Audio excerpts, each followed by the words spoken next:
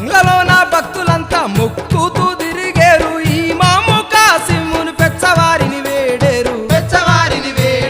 తెల్లవారక ముందే మీకు బంతి పూల దండలల్లి భక్తులంతా బంగ్లా ముందు బారులు తీరినారు తెల్లవారుతున్నది